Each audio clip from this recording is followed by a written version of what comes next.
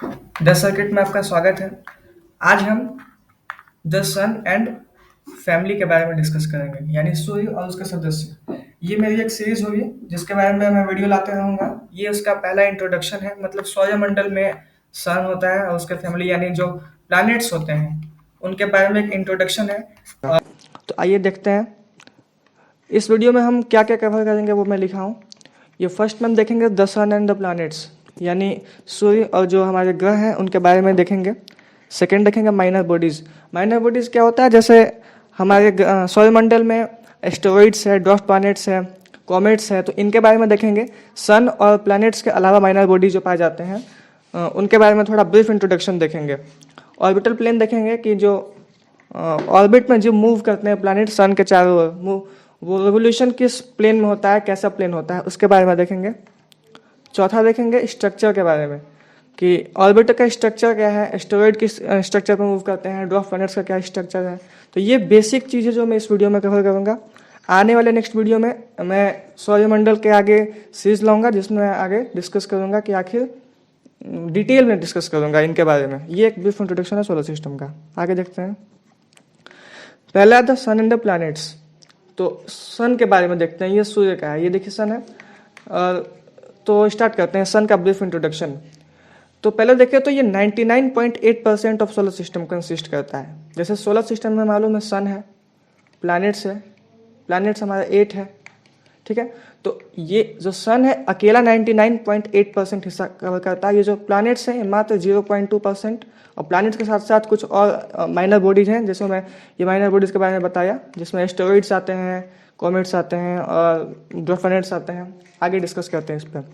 जो इसका wide width length है, मतलब चौड़ाई जो है इसकी, यहाँ से लेकर यहाँ तक पूरी सन की चौड़ाई है, वो 1.4 मिलियन किलोमीटर वाइड है। तो आप सोच सकते हैं कि कितना बड़ा सन है और अदर प्लैनेट्स के रिस्पेक्ट में, क्योंकि हमारा जो अर्थ का जो रेडियस है वो 64,000 किलोमीटर ये सिर्फ।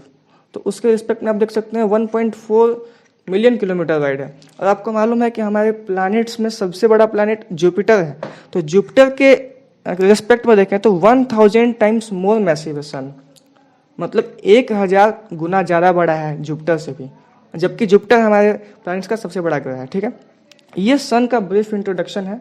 आने वाले वीडियोज़ में मैं इसके बारे में डिटेल में डिस्कस करूँगा कि जैसे इसका वर्किंग क्या होता है, सन के अंदर वर्किंग, मतलब इसका वर्किंग प्रिंसिपल कैसे ग्लो कर रहा है, ठीक है। इसके अंदर फ्यूज़न होता है, इसके बारे में आगे मैं डिस्कस करूँगा। इसके टेम्परेचर के बारे में डिस्कस करूँगा, ये नेक्स्ट वीडियो में डिस्कस करूँगा। ये सोलर सिस्टम का सिर्फ ब्रीफ इंट्रोडक्शन है। आगे देखते हैं, प्लैनेट्स के बारे में देखते हैं। तो हमारे सोलर सिस्टम में प्लैनेट्स को दो तरह से क्लासीफाई किया गया है। पहला इनर प्लैनेट्स बोलते हैं और दूसरा आउटर प्लैनेट्स बोलते हैं, ठीक है। तो इनर प्लैनेट्स में आता है पहला मरकरी, वेनस, अर्थ, मार्स, ठीक है, ये हमारा इनर प्लैनेट्स है। और आउटर प्लैनेट्स में जुपिटर, सैटर्न, यूरेनस, नेपच्यून ये आता है, ठीक है। मेन बेसिक इनका डिफरेंस ये है कि जो ये इनर प्लैनेट्स हैं ये सॉलिड बॉल्स होते हैं, यानी ये रॉक्स, मिनरल्स ये सबसे बने होते हैं, पहाड़ होते हैं, चट्टान होते हैं, इन सभी चीज़ से बने होते हैं। और ये आउटर प्लैनेट्स जो है इसका जो मेन है ये गैसेस जाइंट्स होते हैं, मतलब हाइड्रोजन और हीलियम, ये दोनों गैस इसका मेजर कंपोनेंट होता है। काफ़ी टाइटली पैक्ड होते हैं, मतलब डेंस होते हैं, ये गैस से बने होते हैं, इसमें सॉलिड पार्टिकल्स मौजूद नहीं होते हैं, ठीक है। ये इसका बेसिक डिफरेंस है। काफ़ी बड़े इनके कंपेरिजन में काफ़ी बहुत ज़्यादा बड़े होते हैं outer planets, Jupiter, Saturn, Uranus, Neptune. और इनके चारों ओर रिंग भी पाया जाता है। खैर सैटर्न का विजुअल होता है, इनका भी पाया जाता है इन तीनों का, लेकिन इसके बारे में मैं आगे डिस्कस करूंगा डिटेल में, ठीक है। आगे बढ़ते हैं। अब देखते हैं माइनर बॉडीज के बारे में। ये माइनर बॉडीज क्या है, तो हमें मालूम है कि सोलर सिस्टम में प्लैनेट्स होते हैं, 8 प्लैनेट्स हमारे, ठीक है। तो 8 प्लैनेट के अलावे हमारे सोलर सिस्टम में पाया जाता है ये एस्टेरॉइड पाया जाता है, कॉमेट्स होते हैं, ड्वार्फ प्लैनेट्स होते हैं और मून्स होते हैं। तो इनके बारे में ब्रीफ इंट्रोडक्शन देखते हैं, ठीक है। तो एस्टेरॉइड क्या है कि ये जुपिटर और मार्स और जुपिटर के बीच में, मार्स और जुपिटर के बीच में एक बेल्ट है, ठीक है, जिसमें अनेकों एस्टेरॉइड्स पाए जाते हैं। इनकी अगर साइज की बात करें तो केवल 26 एस्टेरॉइड ऐसे पाए गए हैं जिनका जो चौड़ाई है वो 200 किलोमीटर से ऊपर है, ठीक है। ऐसे 26 एस्टेरॉइड मात्र पाए गए हैं। एवरेज इनका जो होता है वो 1 किलोमीटर के आसपास होता है विड्थ, ठीक है। ये एस्टेरॉइड्स का वेट है, मतलब चौड़ाई है, डायमीटर है, ये 1 किलोमीटर के आसपास होता है एवरेज। 26 ऐसे पाया गया है जिनका 200 से ऊपर है। और जो सबसे बड़ा एस्टेरॉइड पाया गया है अभी तक रिसर्च में आया है वो 950 किलोमीटर का है, इसका डायमीटर है, ठीक है। तो ये इसका ब्रीफ इंट्रोडक्शन हो गया एस्टेरॉइड के बारे में।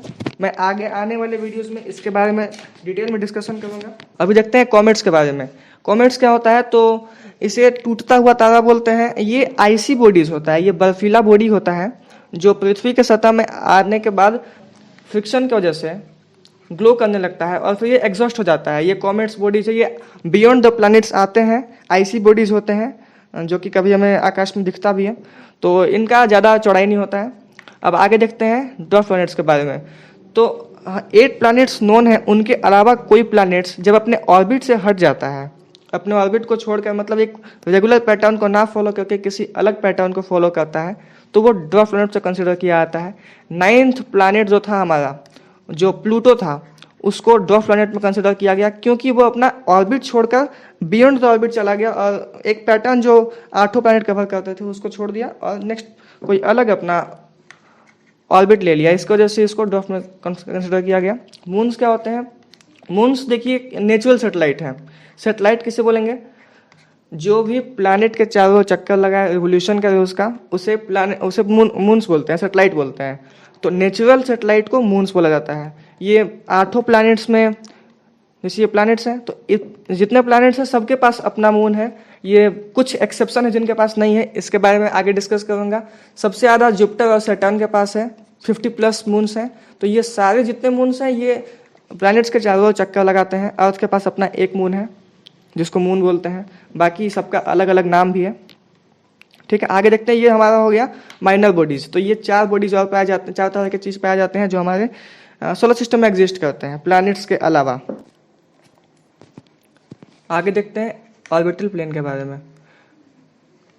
तो ऑर्बिटल प्लेन यानी जो सारे प्लैनेट्स हैं, sun, Mercury, Venus, planet sorry sun नहीं, Mercury, Venus, earth, Mars, Jupiter, Saturn, Uranus, Neptune, ये जितने प्लैनेट्स हैं 8 प्लैनेट्स, वो सिर्फ एक प्लेन में मूव करते हैं। मतलब कहने का मतलब प्लेन एक, जैसे हमारा ये प्लेन होता है एक्स वाई जेड, तो वो किसी एक प्लेन में मूव करते हैं। ऐसा नहीं, ये बम्प नहीं होता कि एक ग्रह ऐसा है तो एक ग्रह ऐसा नहीं होता। ये चीज़ नहीं होता, वो सिर्फ एक प्लेन में मूव करते हैं। जैसे लाइट एक प्लेन में फॉल करती है और रिफ्लेक्ट करके उसी प्लेन में वापस जाती है, ठीक यही फंडा, यही इस तरह का प्लेन होता है कि सारे ग्रह एक प्लेन में आपस में मतलब मूव कर रहे हैं सन के चारों ओर। एक दूसरे के ऊपर बम्प नहीं होता कोई कि थोड़ा ऊपर है थोड़ा नीचे है। ये इसका बेसिक है। इसके ऊपर काफ़ी डिटेल में इंफॉर्मेशन है जो मैं आगे वीडियो में साझा करूँगा। ये इसका बेसिक्स था। आगे देखते हैं, मेन ये स्ट्रक्चर है। स्ट्रक्चर असल में काफ़ी बड़ा टॉपिक है, लेकिन बेसिक इसका देखते हैं इनर सोलर सिस्टम के बारे में। ये जो आपको दिख रहा है ये ऑर्बिट है, ये एस्टेरॉइड बेल्ट है जो कि मार्स और जुपिटर के बीच पाया जाता है। जैसा कि मैंने बताया है कि ये 5 एस्ट्रोनॉमिकल यूनिट दूर है जुपिटर का ऑर्बिट। AU का मतलब होता है एस्ट्रोनॉमिकल यूनिट, एक तरह का यूनिट है मेजरमेंट जो कि स्पेस में यूज किया जाता है। एक लाइट ईयर भी होता है जो कि यूज किया जाता है। तो ये दोनों यूनिट कॉमन है जो कि ज़्यादा डिस्टेंस को नापने के लिए यूज किए जाते हैं।